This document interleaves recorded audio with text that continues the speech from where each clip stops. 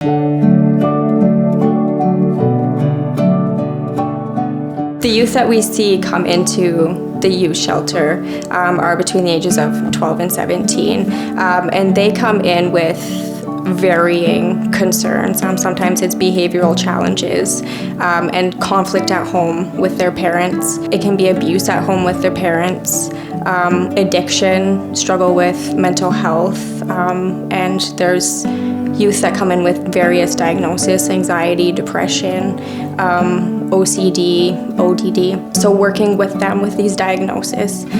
We've had youth who are struggling with their self-identity, and so we as staff become a part in their self-exploration and how can we support them in being who they are in regards to their mental health, whatever they might be experiencing, and making sure that we are able to provide them with their basic needs and making sure that is met for them. The Roots Youth Shelter opened July of 2020. We do definitely see the way that the pandemic has influenced their mental health, and because the shelter isn't open during the day, it closes at 8:30 in the morning, and it's not open until 4:30 p.m. So because we don't have that daytime support, there was definitely a lack of resources available to youth during the day because resources were closed because of the pandemic. So we've definitely seen and have been experiencing that barrier, and it puts a limit on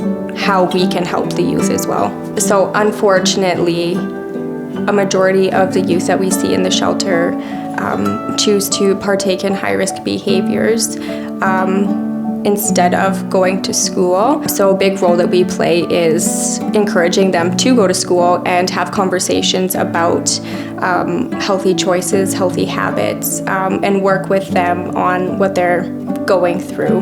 And then of course, connecting them to resources outside of the shelters. Any donations that the youth shelter receives is very important to the youth. The shelter is not open during the day. As McMahon is a non-for-profit organization, we don't have the funding to provide all of the resources and support that the youth really need. So at the shelter, we provide them with their basic needs, making sure that they have a safe place to be, they have food, they can care for their personal hygiene, those sorts of things. And so those donations are really like a fundamental part of our programming. So it does really mean a lot to the youth. Something that we have been sourcing is day passes to the Family Leisure Center or the YMCA, bus passes for transportation. All of those basic things are really important to them, and it's not something that they have.